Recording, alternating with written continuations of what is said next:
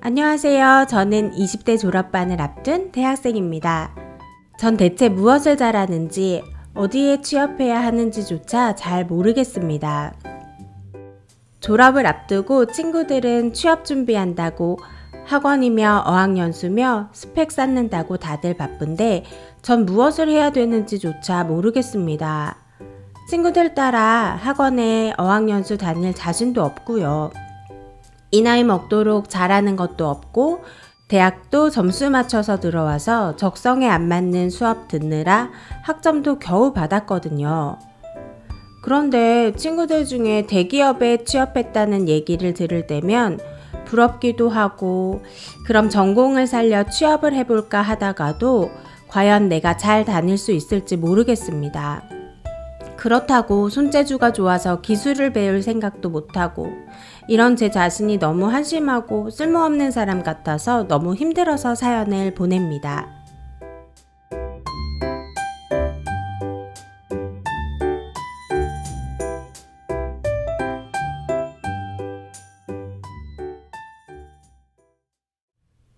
네, 사연 속 고민을 잘 들었습니다. 그럼 오늘도 강사님과 함께 이야기를 나눠보는 시간을 가지겠습니다. 강사님.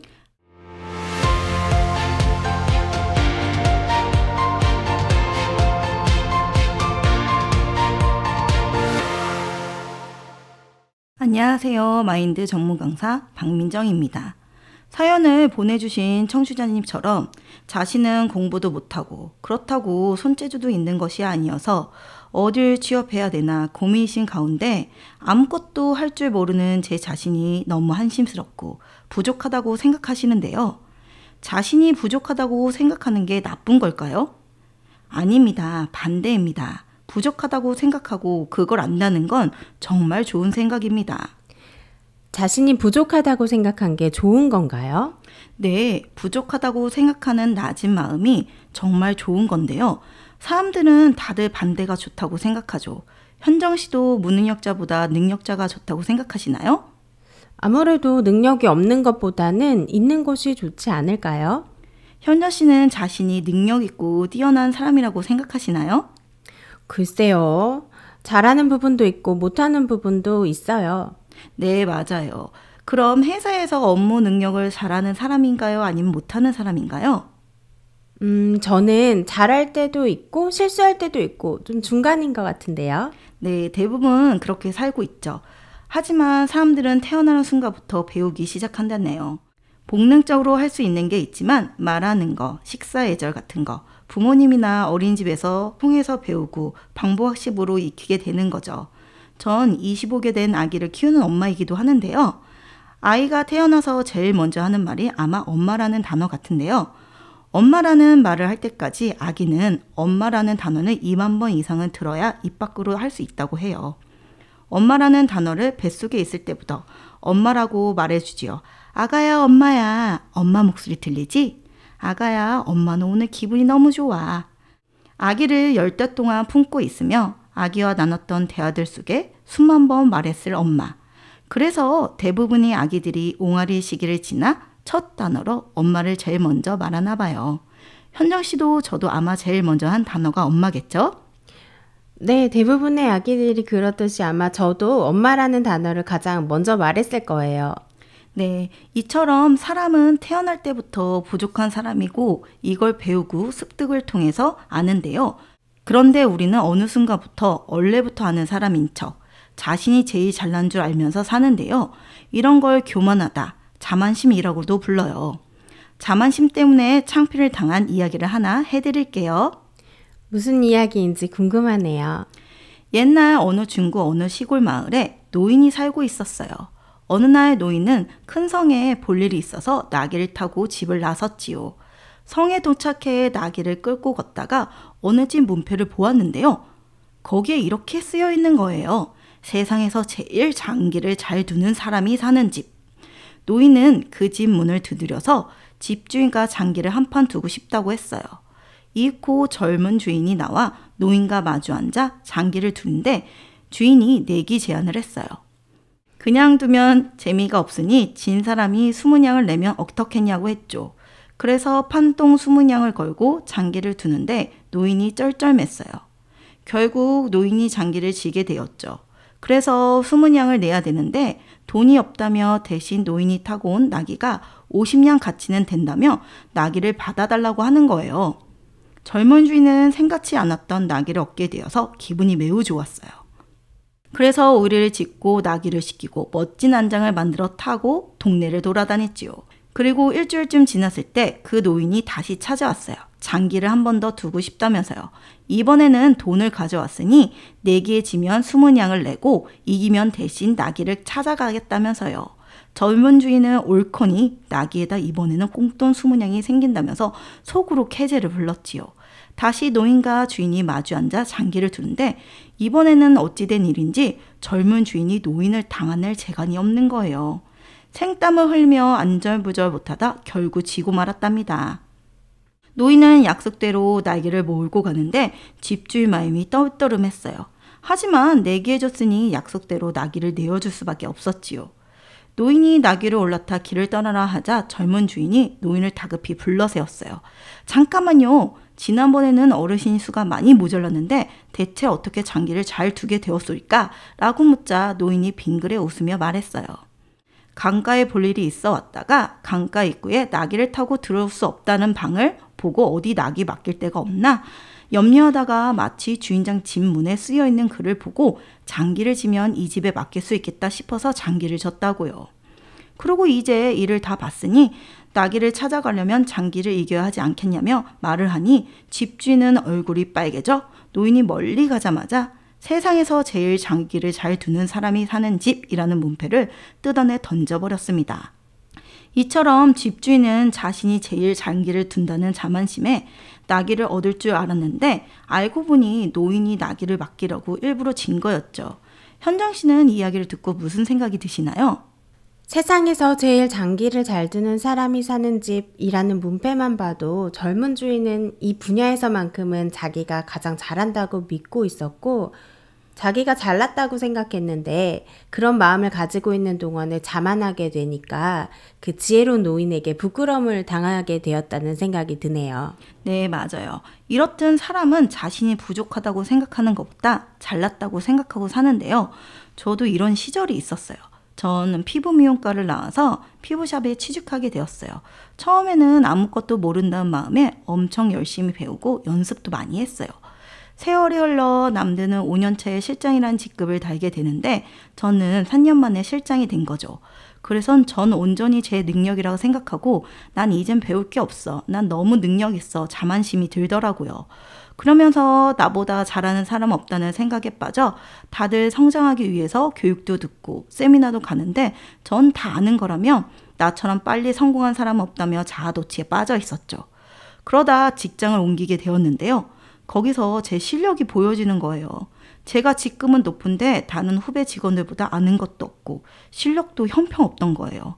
나중에 다시 초심의 마음으로 돌아가서 후배 직원한테 배우고 했는데요. 그때를 생각하니 전 우물한 개구리였던 거죠. 네, 저도 얼마 전에 비슷한 경험이 있어요. 얼마 전에 지인과 지인 친구분을 함께 만나는데요. 제가 커피를 좋아해서 원두 종류나 특징을 잘 알거든요.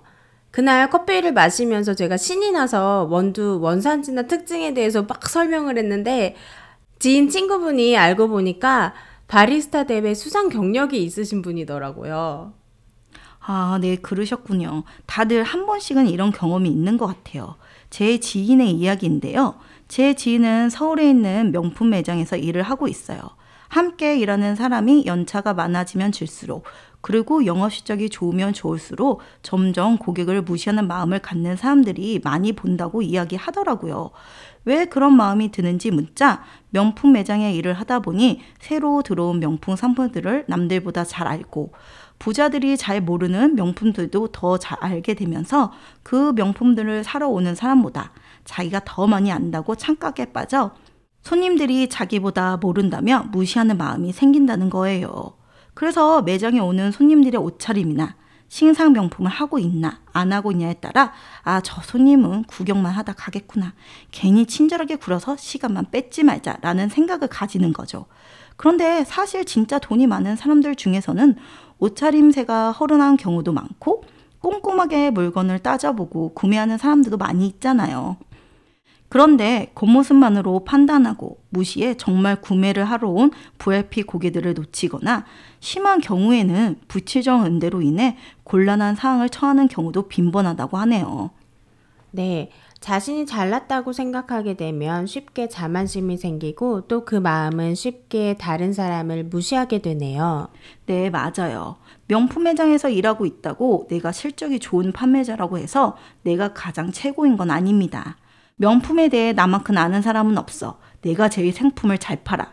하는 마음이 고객을 무시하는 마음으로 이어지고 어리석은 결과를 초래하고 되는 것이죠. 반대로 내가 잘한다고 생각하지 않고 내가 부족한 삶이라고 생각하는 사람들은 내가 부족한 사람이기에 내가 발전하기 위해서는 나보다 뛰어난 사람들을 찾을 수밖에 없고 그 사람들을 통해 배워 성장해 나가기 위해서라도 다른 사람의 말에 귀를 기울이며 겸비한 마음을 가질 수밖에 없는 거죠. 네, 정말 공감되는 이야기인 것 같습니다. 자신이 부족하다고 생각하면 다른 사람의 말에 귀를 기울이기 때문에 쉽게 자만심을 가질 수 없게 되네요. 네, 맞아요. 소민 선수가 아시아 최초로 프리미어 리그에서 득점왕 수상한 것을 아시나요? 네, 너무 잘 알죠. 정말 대단한 일이 아닐 수가 없어요. 네, 대한민국 선수라는 것이 자랑스러울 정도로 최고의 선수인 손흥민에게는 아버지인 송은전 씨가 있었기에 이렇게 큰 선수가 될 수 있었습니다. 득점왕 수상 후 어떤 기자가 송은전 씨에게 아버님이 보시기에는 아직도 손흥민 선수는 월드클래스 선수냐는 질문에 아닙니다 라고 단호하게 인터뷰하는 것을 보았습니다. 그는 언제든지 뛰어난 선수가 나오기 마련이고 지금에 만족하지 않고 끊임없이 도전해야 선수 생활이 끝날 때까지 발전할 수 있다고 인터뷰를 하였습니다. 인터뷰 내용을 보면 손흥민 선수가 성공한 데는 아버지가 굉장히 큰 역할을 하셨네요. 네, 송우전 씨의 냉철함도 정말 대단하고 생각이 들었지만 저는 송은미 선수도의 마인드가 참 대단하다고 생각하는데요. 일반적인 사람들은 학창시절을 물론이고 성인이 되어서도 부모님이 시키는 대로 부모님의 말씀을 그대로 받아들이는 건 쉽지 않다고 생각합니다. 손흥민 선수는 청소년 시절부터 하루도 빠짐없이 기본기 훈련과 슈팅 훈련을 했다고 합니다. 물론 그렇게 해야 한다고 가르치고 지시한 분은 아버지였습니다. 손흥민 선수에게 어떻게 그렇게 아버지의 말을 그대로 따를 수 있었는지 물어보았는데요. 손흥민 선수는 내가 가장 존경하고 가장 뛰어난 축구 선수는 저희 아버지라고 생각합니다. 내가 아버지보다 뛰어나지 못하다고 생각하기 때문에 아버지가 하라고 하는 훈련들을 다 힘들어도 할 수 있었던 것 같습니다. 라고 이야기를 하였는데요. 그런 어른 나이에 불만을 가질 수도 있고 먼 타국에서 많이 힘들기도 했을 겁니다. 그런데 손흥민 선수는 아버지의 말을 그대로 듣고 따라했습니다. 왜냐하면 자신이 뛰어난 선수라고 생각하지 않았기 때문이죠. 그렇기에 아버지가 시키는 것을 그대로 따를 수 있었던 것입니다. 만약 손흥민 선수가 아버지의 말을 받아들이지 않고 난 지금도 충분히 잘하는데 내가 왜 해야 돼? 아버지는 왜 나를 이렇게 힘들게 해? 라는 마음을 품었다면 지금의 손흥민 선수는 없을 것 같습니다. 네, 자신의 부족함을 인정하고 다른 사람의 이야기를 받아들이는 마인드가 손흥민 선수가 성공하는 데 밑거름이 되었다는 생각이 듭니다. 네, 맞아요. 사람의 마음은 간사해서 내가 잘한 것을 보다 잘 기억하고 내가 실수하고 잘 못한 것에 대해서는 쉽게 잊어버립니다. 그렇기에 대부분 많은 사람들이 내가 이것만큼은 남들보다 뛰어나 라는 생각에 사로잡히게 됩니다. 이런 생각에 사로잡히면 타인의 이야기를 귀담아 들을 수도 없고 무시해 버릴 수밖에 없습니다. 내가 가장 잘났기 때문에 다른 사람들이 해주는 이야기 따위를 귀 기울여 들을 필요도 느끼지 못하고 오히려 하찮은 것이라고 생각해 버리는 것이죠. 네, 정말 그렇네요. 사람에게는 누구나 부족한 점이 있습니다. 청취자님이 보낸 사연처럼 남들은 자신의 약한 점을 없애거나 감춰버리고 싶어 하죠. 그런 모습이 남이 할까 걱정도 합니다. 그러나 그런 부족한 부분을 강하게 살리고 싶어 하고 그런 약한 부분을 부끄러워하죠.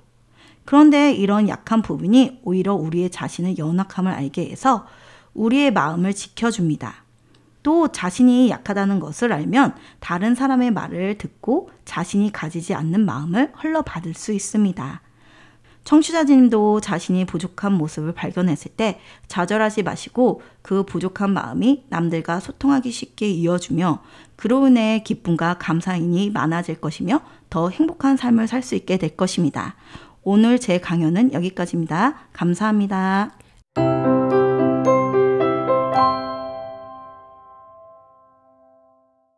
강사님, 오늘 말씀 감사합니다. 네, 감사합니다.